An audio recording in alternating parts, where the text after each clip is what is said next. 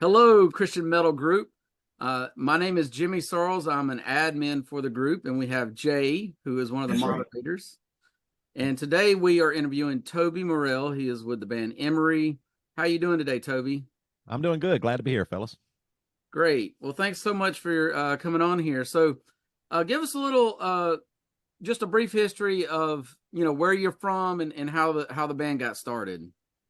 Yeah, so I grew up in South Carolina, the upstate, foot of the Blue Ridge Mountains, and never even listened to anything close to music like metal or Emery or anything like that. Like, none of that. I mean, even the Christian metal didn't make it. I grew up in a very small, like, backwoods church that, it was, they didn't even really like Sandy Patty. I don't know if y'all remember her. Oh yeah, like, even she was pushing some limits and stuff, so it was just all hymns and stuff, and made like some old gospel stuff they would do, Gaither vocal band and stuff like that. But I really so everything was kind of off limits, but I would listen to the radio at night, like Fridays and Saturday nights, and I would tape songs off the radio, and the only station that really came in really good was the oldies station. And I just fell in love with oldies music. I just loved it, like Sam Cooke,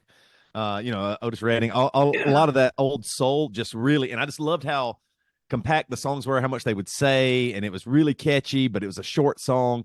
If you go back and listen to some of those lyrics now, some of them are just so deep, but they were presented in a pop form, and it's really neat to even go back. I still love that music. I think that actually added to some of the pop element of Emory. Anyway, this is a long, drawn-out way to say, didn't know anything much about music except for I was a pretty good singer and was in choir, got a couple of scholarships to sing in college, went to college, and now, where'd you go to college? Well, I went to a Baptist college for a little bit, and then followed my girlfriend to Winthrop University in Rock Hill, South Carolina. It's right outside of Charlotte. Yeah, so I'm actually I live in Greenville, so I'm from Winthrop. Yeah, I actually saw. Yep. Do you know who Clayton King is? Yes, an evangelist. Yeah. So yeah, he was in a band back then called Monogamous Fish, who I saw play there. And they later changed their name to Adam's House Cat. Okay. Yeah. Wow. What interesting names. Yeah, I know. Yeah, it was.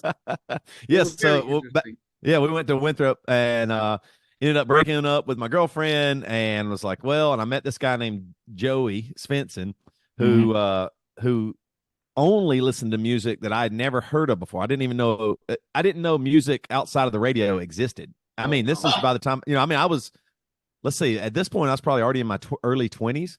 I just didn't know there was underground music. I mean, 100% metal was, I thought Metallica was kind of cool. That was as close as you know what I mean? Like, I'd heard the names Pantera before, but I was like, that can't be for me. And whatever, screaming, especially, never. I'm a singer. I would never scream. And Joey showed me some of these bands, and it was like the first ones that I really started liking was Stave Saker. I just, Mark Solomon, eventually became friends with him down the road. And he's just as genuine in real life as he is in his music. And they just had something that I would just really love. Didn't even know his punk band before. Why people even liked it. I forget what the even punk band was called, because I never Which one, the Crucified?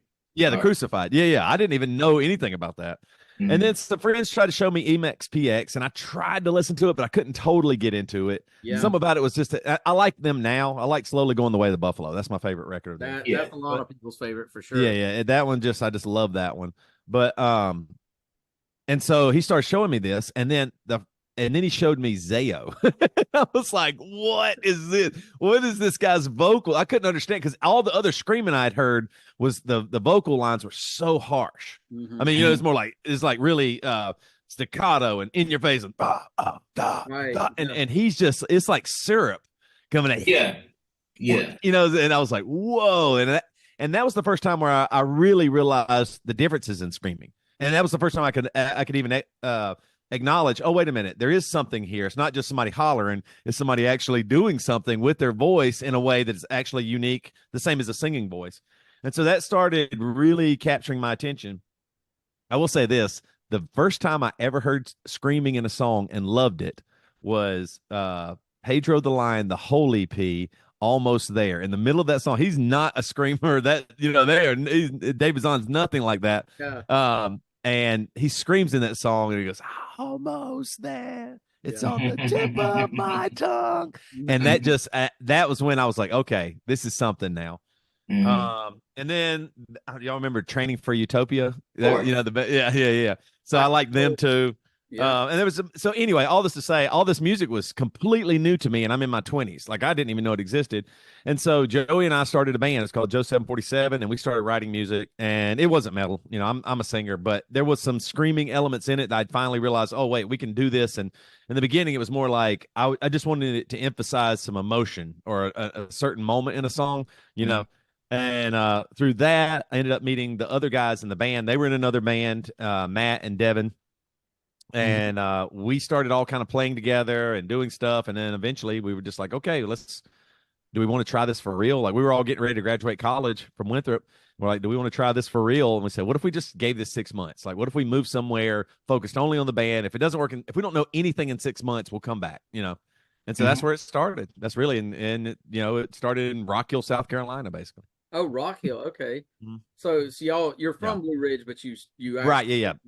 We all met in Rock. And what's funny is Matt and Devin live just a few miles from me up in Blue Ridge. They went to Blue Ridge High School. I went to Greer High School. I mean, but we didn't know each other at all. We would have never have met unless we went to Winthrop.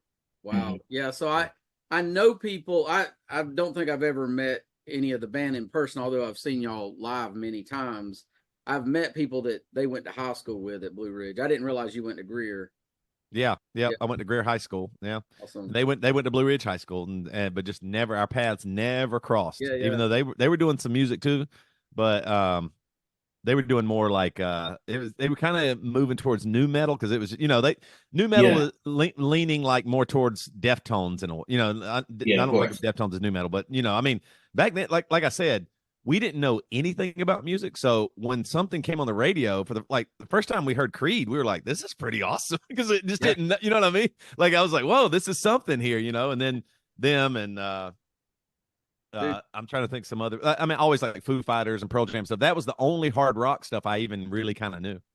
Dude, since you brought that up, man, do you know Creed's on tour right now? I know they're doing like a ship show and all that. They're coming to Simpsonville with Switchfoot, and I'm like, oh wow, that would have been amazing. No way. Yeah, I know, right?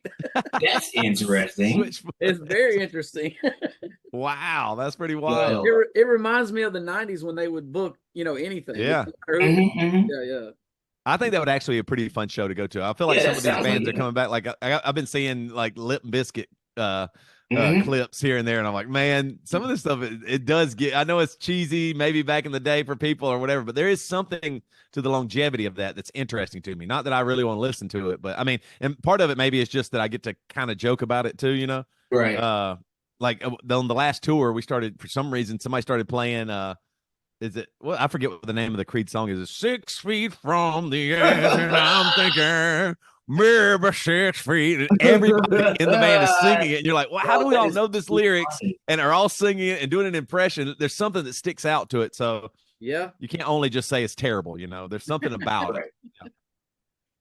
Wow, that's so funny. That impersonation was great, dude. Yeah. You should hear Aaron Gillespie's impression. He does it the best.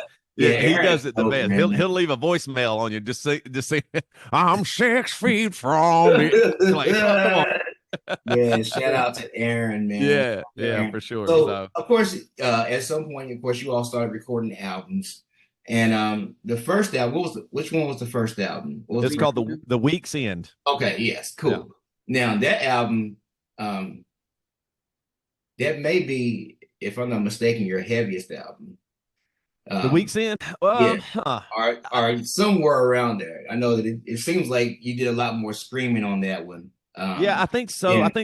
I think that one. Yeah, I think we were with our first record where there was a good bit of screaming. The second one, there was some more pop elements. We added, some more melody. It was so decidedly different, and I'm interested in what inspired that change because, the first album was so. It actually reminds me a lot of maybe just a bit more melodic version of like Training for Utopia, actually. Oh, wow. Well, I'll take that Some as of a those bands. compliment. Yeah. You know, I think metal music a lot of times gets a bad rap with the melody and I mean, a lot of times it's mixed up with just being technical or just heavy. And I think there is a lot of pop elements in metal that people oh just yeah, absolutely.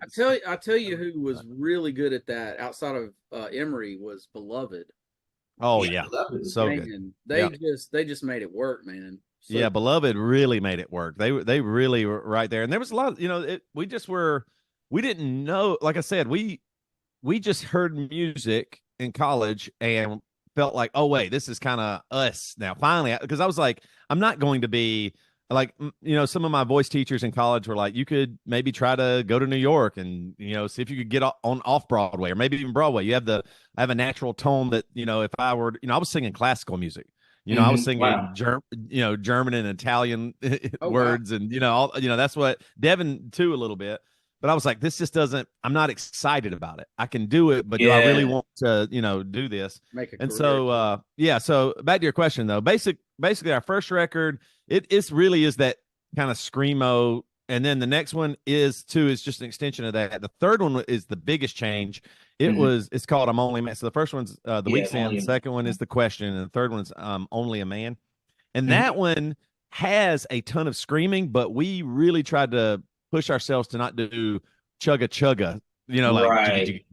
like we Right. were like, what can the music be as melodic as during this while they're screaming and stuff happening? And I think that did throw people off a little bit. I don't know. We might have been I don't know if we were a little ahead of our time or what we were tapping into, or just that it was a departure. So people, maybe, but it still worked out. The album ended up I'm really glad the way it worked out, and I wouldn't change a Yeah, for thing about sure. that. At the time when you're like, our third record, do people even like it or not? I thought we were, going to do so good, but it ended up in the whole scheme of things doing really good. Yeah. But I think for us, having two singers, and Devin is even a better singer than me. I mean, he's just phenomenal musician in general. I think for us, we always are going to have singing. Like it feels silly not to. Like we both love singing. It's fun. It's part of it. And yeah. But after that third album, probably I will say, I was thinking about it after you asked that question. Our fourth album is called We Do What We Want. And that one is probably our heaviest, although it ends the lightest. There's two songs that we put that are acoustic, but the first half of that record is probably about as heavy as it gets for Emory. And we've talked about that before. Like, I would like to go back to some of that. I think as we've gotten older, sometimes there's it's a little bit hard. Like my biggest mistake is I'm probably a bass now.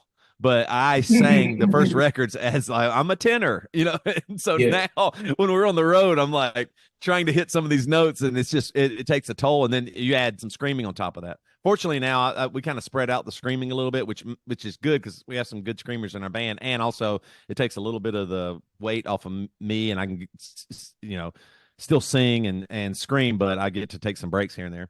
Yeah. But overall, I think for us, the heaviness is just.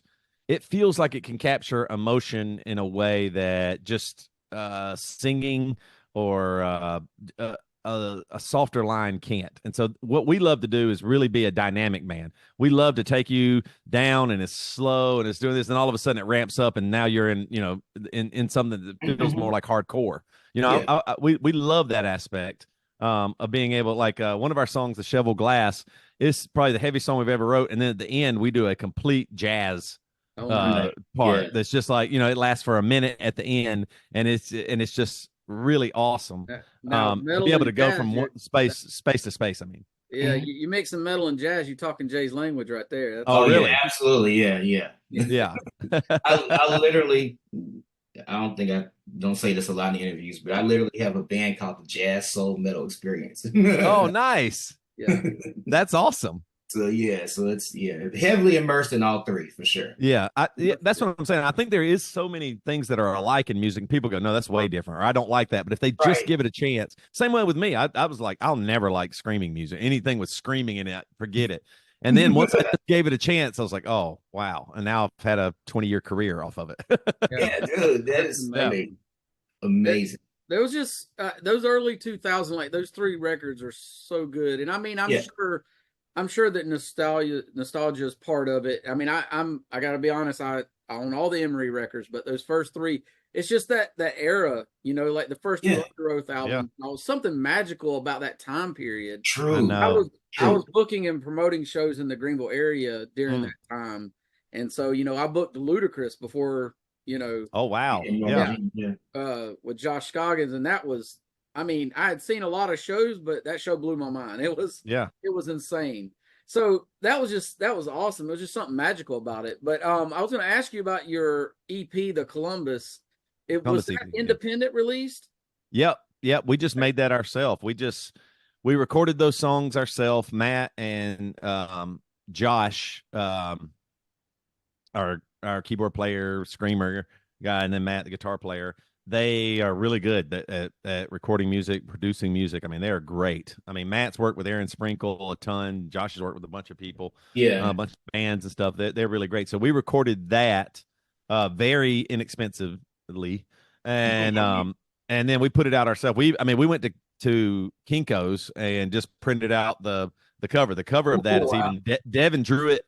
Like you remember the old line drawings you could do on the computer, like you could like plot a point and then a line would go, and Devin drew. He spent hours just doing this cover, and so we put that out, and that actually helped us too in the Seattle area because we'd moved from South Carolina to Seattle to start this band. We just wanted to get as far away as we could to focus only on the band. We didn't know anybody in Seattle, had never been. Trying to say something about the South Carolina music scene. Well, at the time for us, it was tough, but like we're a little older than you too. So at the time when we were doing the music that we started getting into in college, this was 1996, 97. We were starting to get into this music.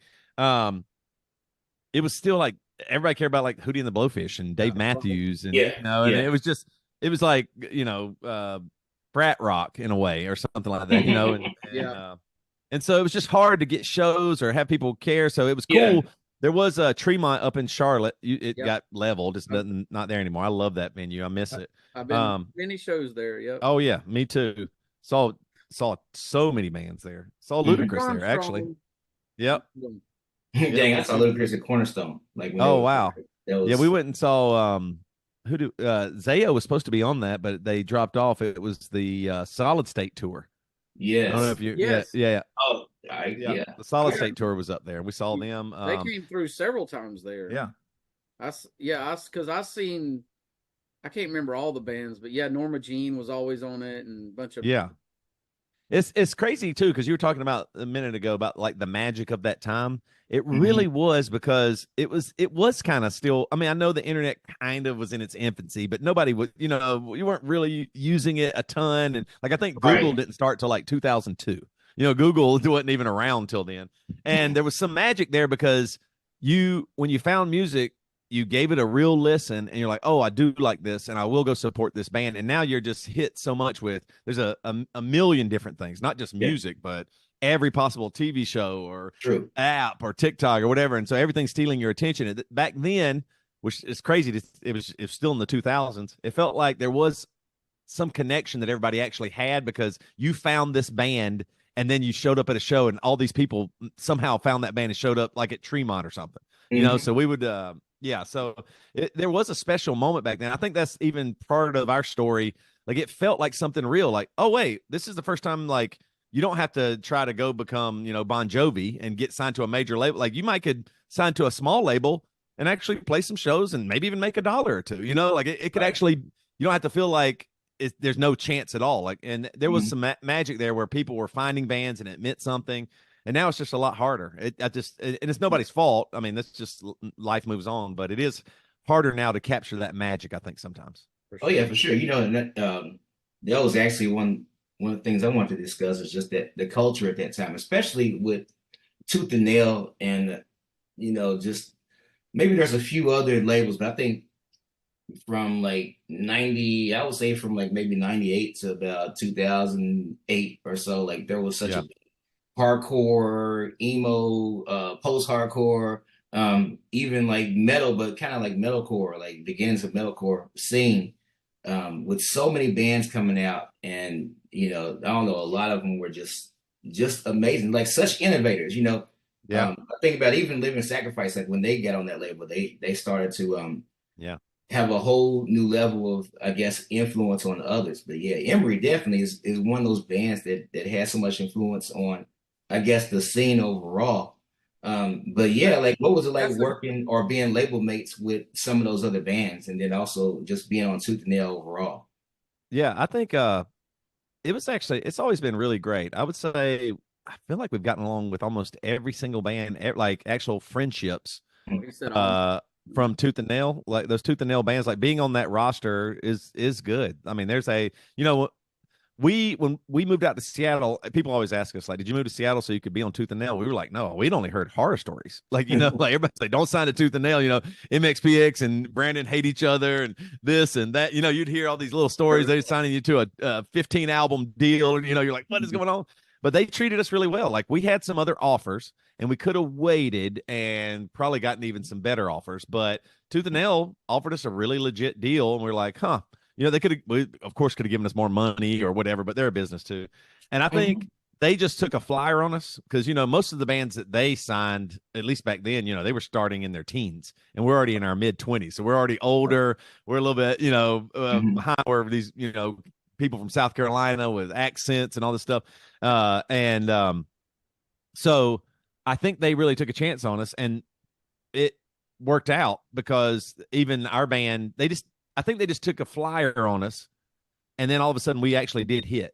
Like they thought, oh, this is a good band, but we don't know what they're going to do. And then all of a sudden that first record just sold like crazy. Like our first record, this is interesting, goes to show you how like the scene was more nuanced and smaller than you remember, but also it was because it was hard to find music because it wasn't just on the internet. Yeah. Our first album was the biggest first week ever, more than MXPX, more than at the time. And our first week was like 2000 something. Like we sold 2000, you know what I mean? Like now, the first week for a band, or back in let's say mid 2010s or whatever, you'd want to sell 50,000 or 100,000 first week. But that 2000, that just goes to show you like, the numbers still, it really did mean a lot, but it wasn't like bands were selling thousands and thousands and thousands back then. Right. Now, that changed after us and people have long since surpassed us. But it is cool that like it was like an actual little bit of an underground scene, even in the Christian community with Tooth and Nail. Because with Tooth and Nail, you're like, whoa, finally I can, this music isn't just the other Christian rock stuff I'd heard was like they would just take secular songs and change the lyrics, it would just be like that. Or I heard Striper, and Striper was good. We had him on our podcast years ago. The lead singer, Michael, I think is his name. Yeah. Yes. A real cool guy, but that wasn't once again necessarily my scene. And to find some of these bands and go, what is this? Oh my gosh, I don't even understand it. You know what I mean?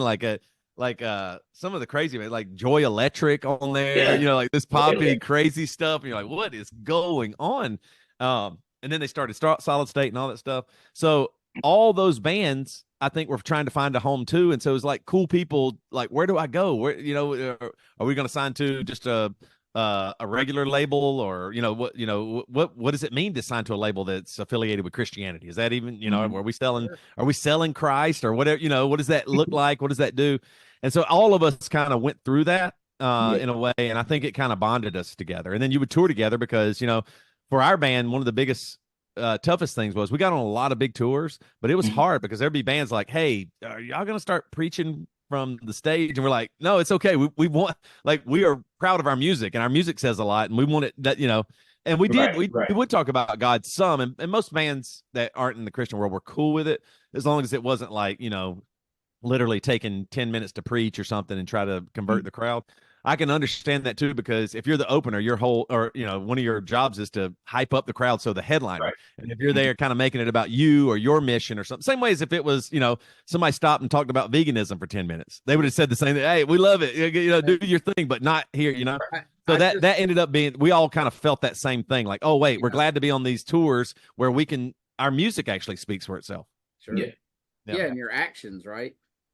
I just took my boys 8 and 10 years old to see Disciple. Of course, I've seen them, 15 times because they toured around here every other week. Yeah. But the first time they seen him, and I had some friends that were there that I went to college with. I went to North Greenville College, and I was like, Kevin, he stood up and preached for 10 minutes or 15, and I said, we sat on the floor and listened to him 20 years ago. I said nothing's changed, Yeah. Yeah. And But, that's fine if that's what a band wants to do, for sure. Yeah. And they probably have faced that too. I bet sometimes it makes it harder for them to go out with a secular band. Yeah, for sure. But I think Jay hit it on the head earlier when he said innovative bands. That was a thing. Brandon with Tooth and Nail was willing to take chances on stuff that wasn't the norm at the time. Yeah. And some of those bands were so innovative that they came out of the quote unquote Christian bubble and burst onto the scene and changed the game. I mean, so that's a very good point there. Yeah, and there's so many bands that were on that label that I thought were going to just destroy and become huge and didn't. And so I feel, blessed and lucky that we did. Like there's some like one of the bands I love, and they in some ways I think the lead singer's voice was like Dan from Zayo, but like Agony Scene. Y'all ever listen to them? I've seen them live a couple times. Yeah, I love the Agony. We got to play with them a small show in Seattle one time, and I was like, man, this band's going to do something, because they just had that energy on stage. They like really did. I was like, this is going to really be something. And then they, a couple things happened, and I think it kind of got derailed. But and then like the band Jonzetta, that super poppy band, but like that's an example of a band that maybe didn't do as good on Tooth and Nail because they were so poppy and catchy and so good. But I think sometimes people are like, oh, what am I listening to here? I could listen to this on another label. For Tooth and Nail, I go to some unique stuff that's I don't hear anywhere else. Well, and then there was bands like, I love that Holland album. Oh yeah. But I mean, one and done. I mean, they could have went somewhere, but that was it for whatever reason. Yeah. Stuff happens. I know that happens with every band, but yeah, it's like that. But most of the people on Tooth and Nail that I've met, even the people that worked there over the years and stuff, have been great and treated us really well. Sent by Ravens? Oh yeah, from Zach. South Carolina. Yeah. So Zach tour managed us before. Oh, he went out on the road. Just do it. Yeah, he's awesome. We love those guys. I've met Zach a few times. I knew the guitarist though before I met Zach. And JJ. No, JJ's the drummer. Who was the guitar player? Oh my gosh, I he forget his name. had dreads. Yeah, dang it! Why am I forgetting his name? It starts with an 8 on it. Yeah, I think you're right. Man, anyways, we'll figure it out. I know I've known him. I haven't seen him in a long time, but yeah they were great. And that was another band, that they had like a contract. I thought, with a lot of albums or something. I don't know all the details, but they ended up breaking up. And we were really good friends with those guys. It was Andy. Andy. I think that's it, right? I had to look it up because I was like, man. Andy. And they had a few different players, but really, Andy formed the band. Yeah, we've been really good friends with Zach and them. Zach tour managed us. JJ and Dane went out with us for a while. When they weren't touring, they were like, "Oh yeah, we'll go out with y'all and we'll just drum tech and guitar tech." But we're like, "Okay, cool." And they were awesome. And then really cool South Carolina band, but didn't quite. I thought for sure they would make it. I did. Yeah. What's the What's the band that was on Tooth and Nail that I thought for sure should have made it? What was their name?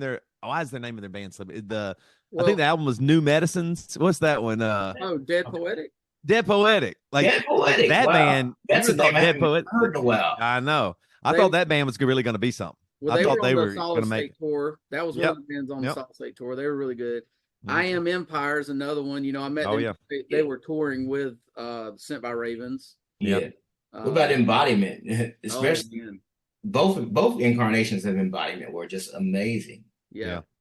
There was a lot. I mean, that's what's so crazy is there's all these and what's interesting too is we came right kind of at the end of Tooth and Nail's like mostly punk or like they're pushing a lot of punk. It was like they hit with MXPX and then there was all these little punk bands, that you were like, whoa, they got a bunch of that, and some of them were good. Like I liked Goatee Hook, I liked Value Pack. But I saw all those bands. Did you go to the Powerhouse in Taylor's when you lived here? Was that? No, I don't even know if that was a thing. Okay, sure. In Taylor's that they had everybody from POD to MXPX come through. Oh, okay. Before they blew up, but they've. Yeah.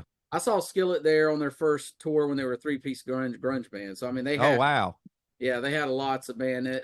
Mortification came there. Oh Oh, wow. nice. Yeah. So, well, What years was that? Like that would have been what like time frame? 97 to 2003 ish, something. Okay. Yeah. Yeah, we were already up in I mean, we were seeing bands up in Charlotte a lot. Okay. Like especially like some of the local bands. Like we would see Beloved before they were even signed or we were signed. We Yeah. saw Beloved a few times. Hopes Fall. I thought Hopes Fall was going to be one of the biggest That's, bands Yeah, host yeah, around. was amazing. that's I another mean, one. seeing Yeah. them live, they really influenced us even like for our live show. We're like, wow, we can move around like that. Maybe we can move around. You know what I mean? Like, All and right. we would see them. I was like, whoa, this is insane. And then Doug, their lead singer, we knew him just a little bit. That was a Cool, tall cool guy, guys. right? The lead singer was like a Yeah, tall. yeah, he was the tall, kind of a bigger guy. So now that this brings back memories, man. I saw them open for, I believe it was Zayo, somewhere in Charlotte. There was no stage; it was just a floor. Yeah, And the bass player, they were so wild. He hit him in the head with yeah, his bass, and he had blood running down. And he's like, he doesn't even miss a beat, and he yeah. stands up and kicks him as hard as he can, and they just keep playing like it's the normal. You know? Right. That's like some Yeah. delicate escape plan type of stuff right Oh, there. I'm telling you, man, it was Always wild. I bloody, was dude. like, yeah, that was back in That the is- mosh pit days. yeah, Oh oh yeah. yeah. Man, that's so funny. I missed so much of that. I guess my first probably metal show was definitely Cornerstone, maybe 2000, 2001. And Oh yeah. I remember seeing Extol and Oh yeah. a bunch of other bands. Like I said, obviously like Demon Hunter when they first started out, I saw them, saw Ludacris, saw Haste Today, like all them when they were first starting out. But yeah, Yeah.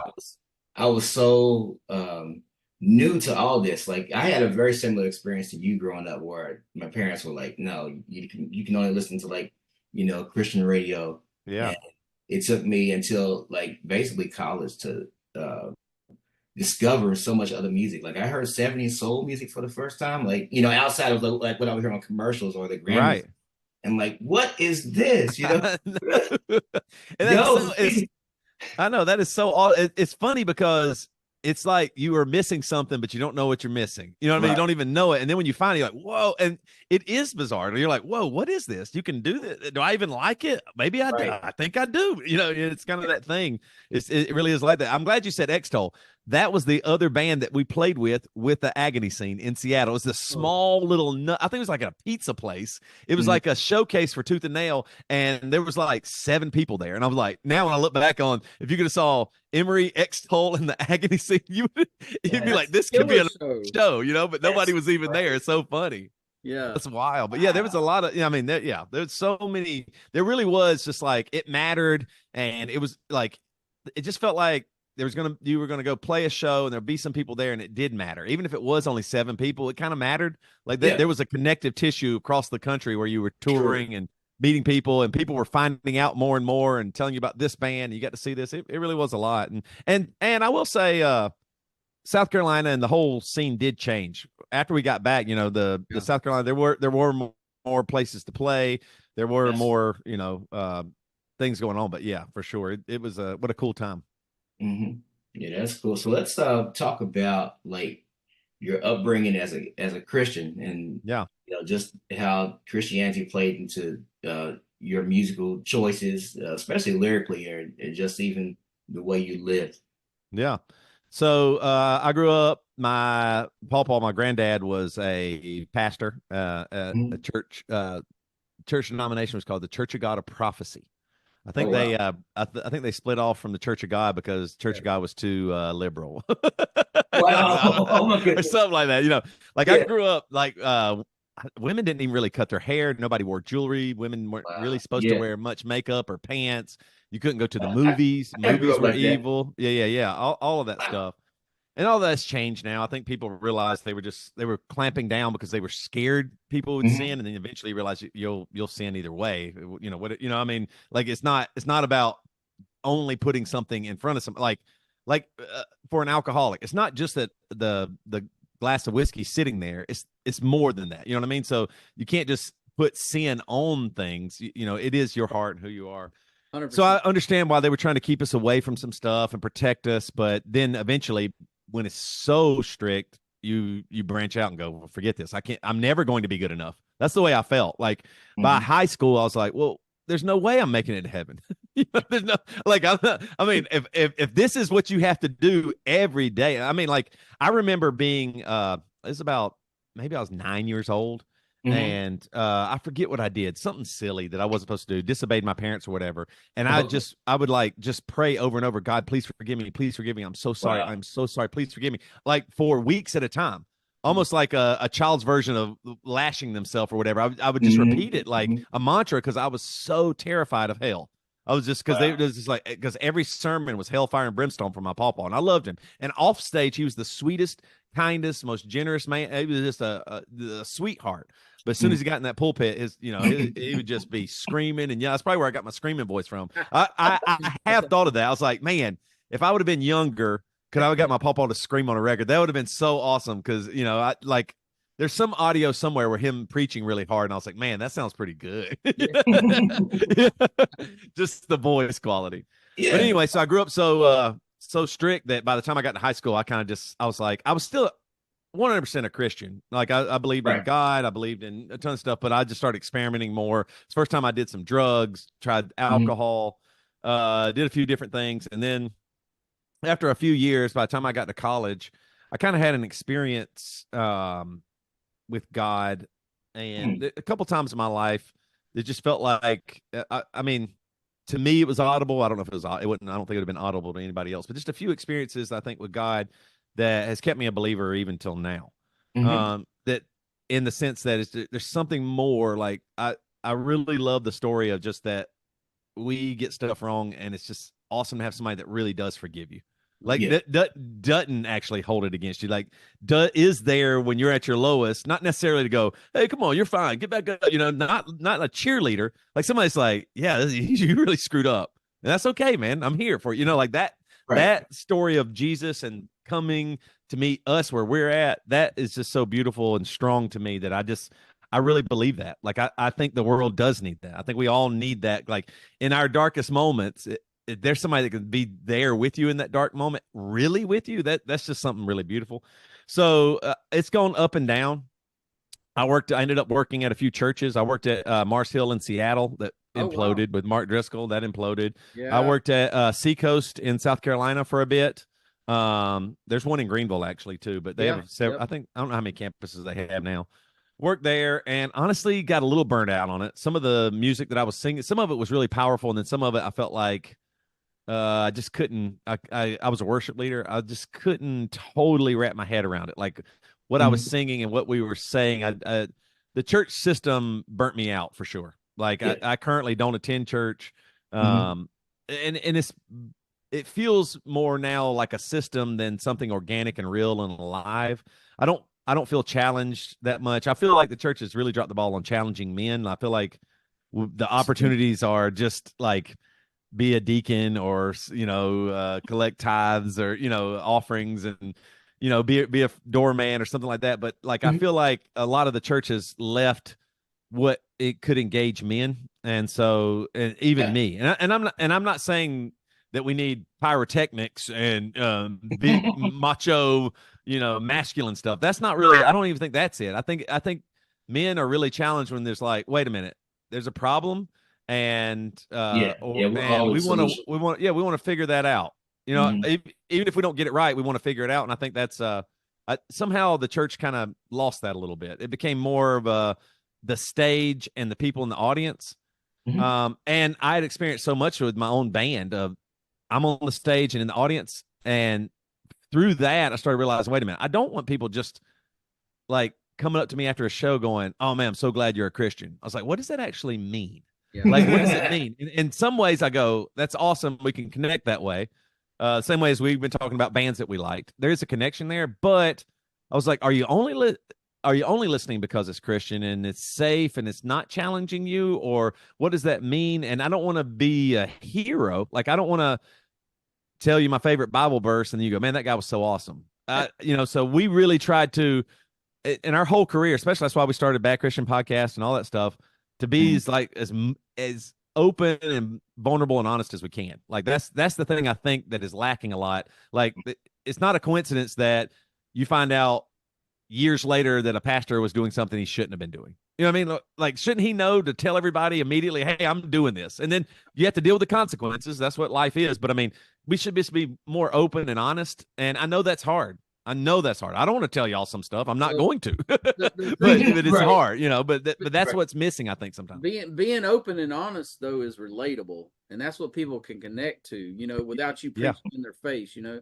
Yeah. So, yeah, I totally get where you're coming from. And I think from my experience, you know, when people, they put a band or a pastor up on a pedestal, and that's the example, a person's always going to let you down. So that's why Jesus has to be the example, you know? Right. Yeah.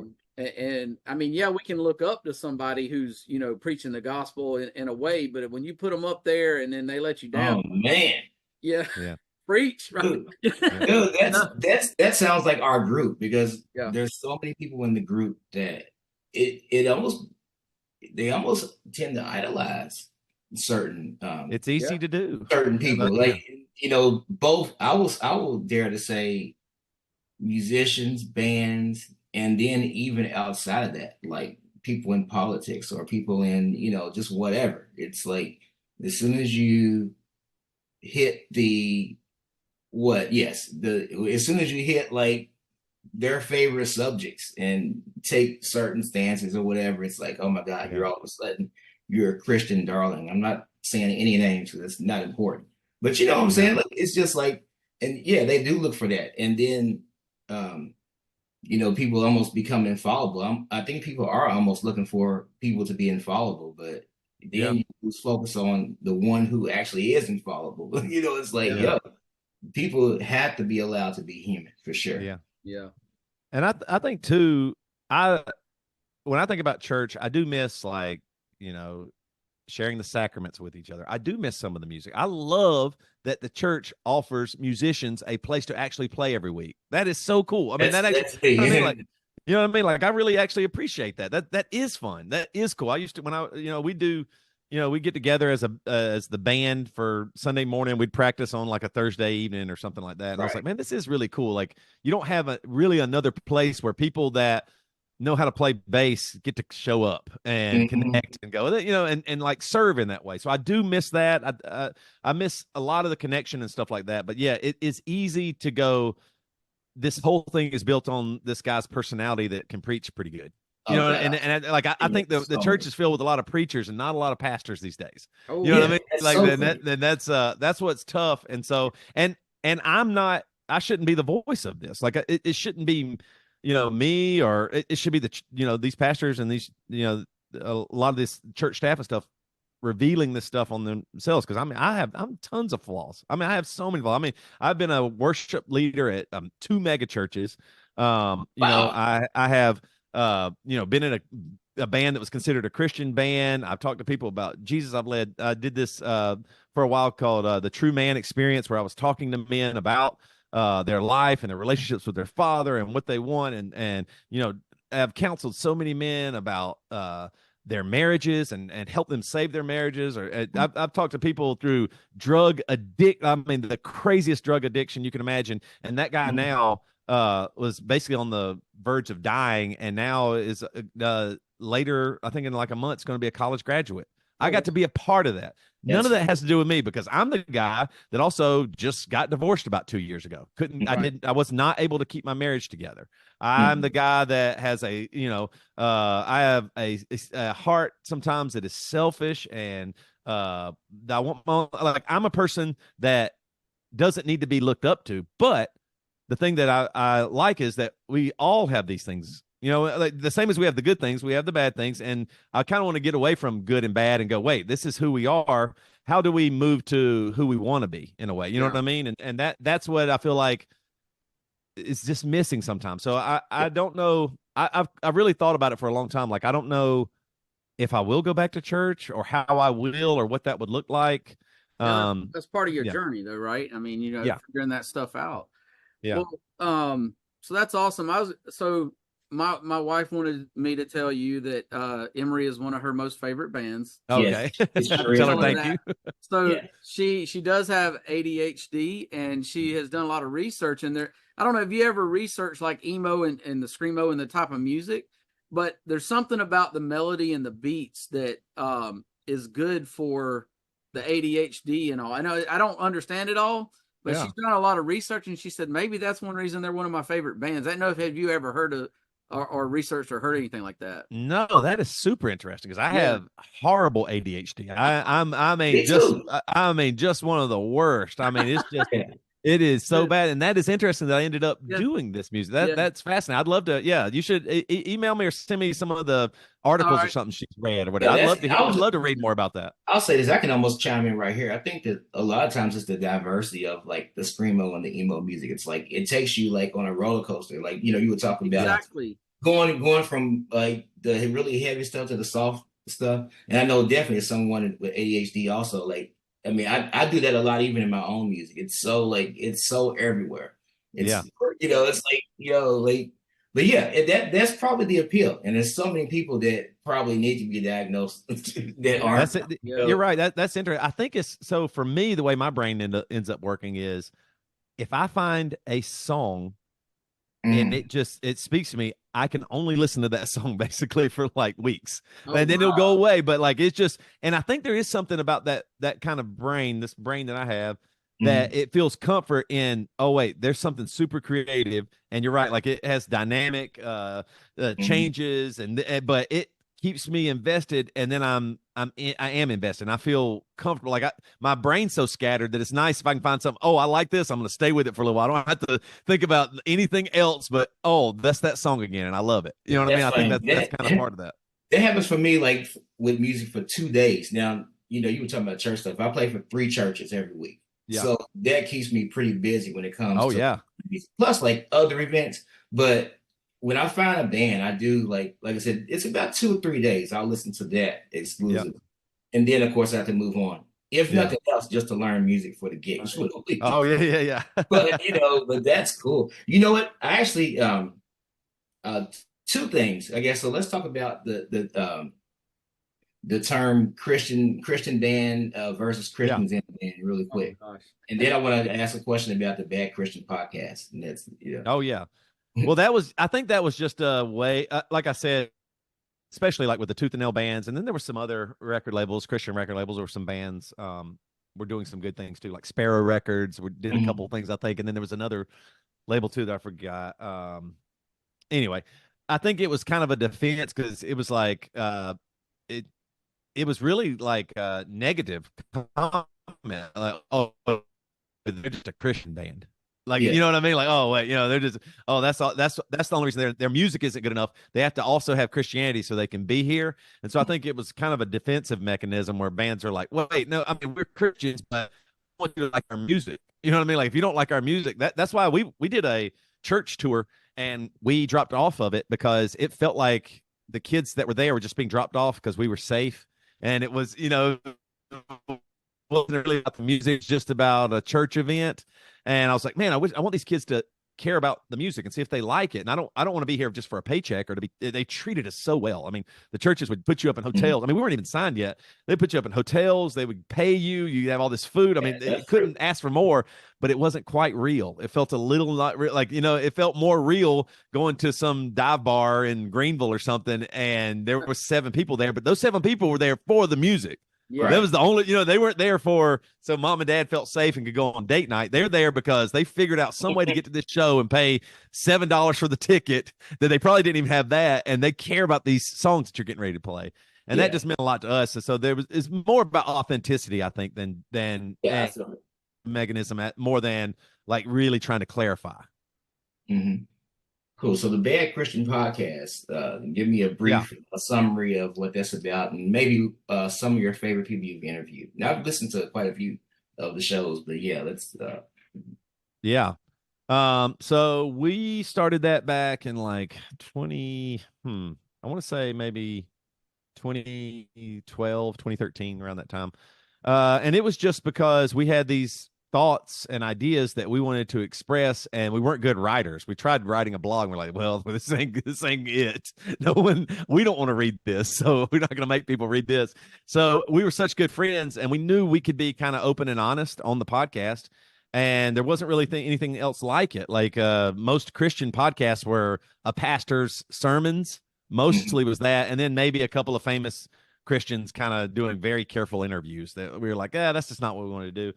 So we started that, back then, and it kind of took off. I think we just tapped into, once again, some nuance, some connective part of church culture where people are like, I do love church. I do want to go and stay, and but what about this? I just want to ask this question. I feel like I can never ask a question or bring this topic up or anything like that. And so it just started that way.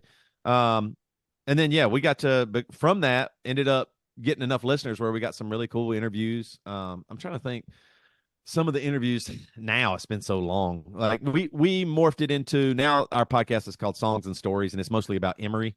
And we do a main episode, and then we do a second episode called Part Two for our Emory landers. So people join. It's like a subscription to join Emory, and you get music and discounts and all of our specials. And the second episode of the podcast, there's a bunch there. And our fans basically, they're not supporting us to get stuff necessarily. They're supporting us because they love Emory and want to help us make the next record that we're working on now and all that stuff.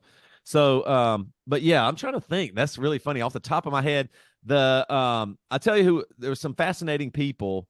We got to interview a lot of, also scientists. We tried to branch out and ask people questions just about life, because my whole Christianity was based on a really small world where knowledge was dangerous. And so if you found out more about science, well, that's just going to lead you to hell. If you find out more about what somebody thought about business, then you better be careful. Hell, that's just my experience. So we wanted to ask those. The guy, what is his name, that wrote The Shack? That book, The Shack? It became a movie too. Why am I forgetting his name? I don't know his name. He was and I'm sorry, I'm blanking on his name. I was trying to look it up. Who wrote the book? I'm looking it up right now. Like, hold up.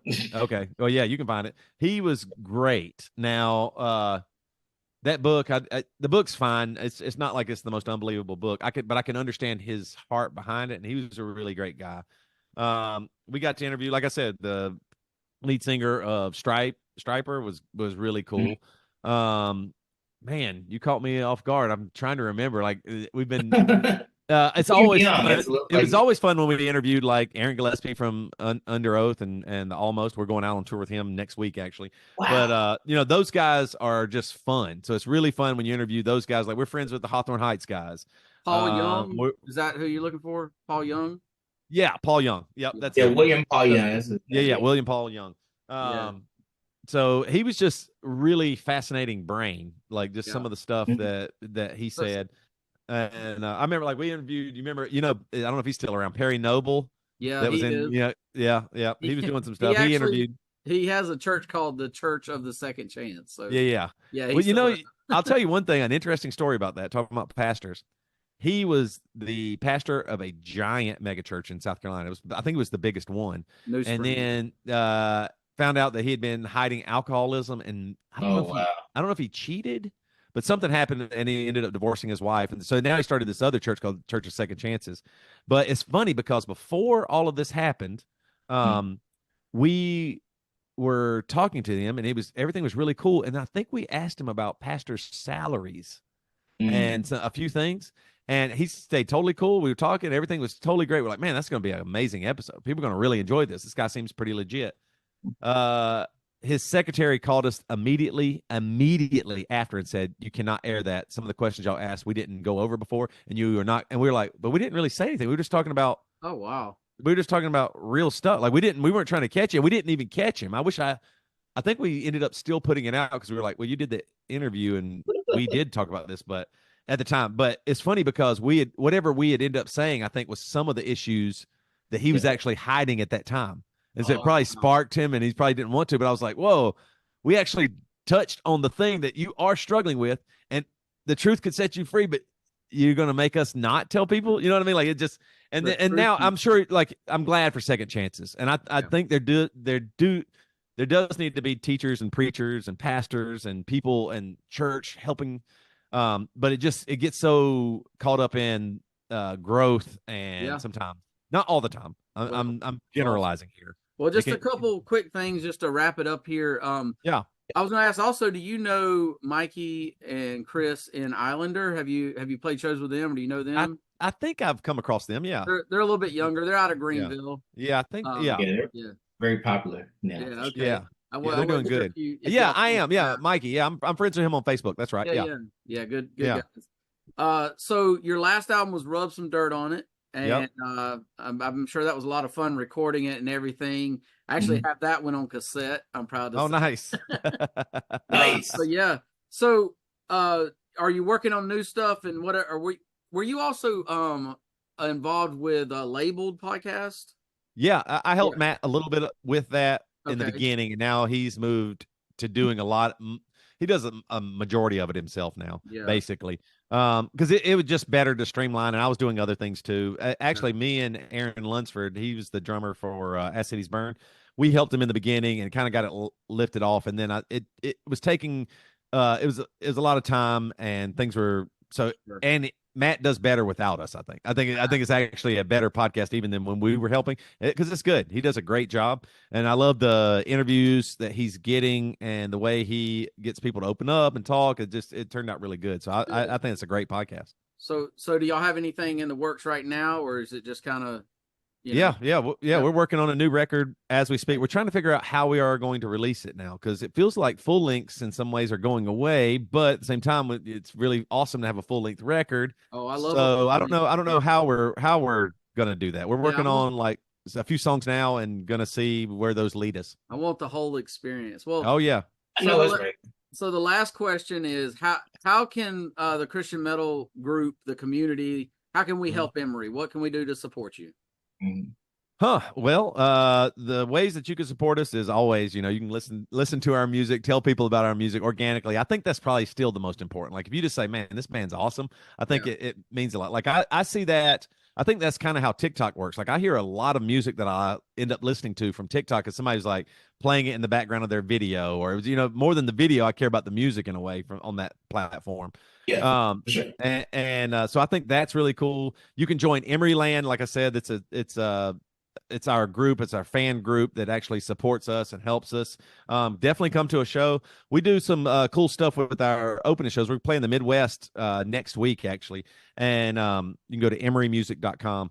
And we do pre-shows that are really fun. We do a mix of us and Aaron Gillespie from the Almost. We play some songs together. And if you buy a ticket, you can bring up to 2 people for free to the pre-show with you. So cool. it ends up working out. It's just a lot of fun. The more people that are there and asking questions, and we talk for a little bit, and that's really fun. So yeah, if you can come to the pre-show, come to a show.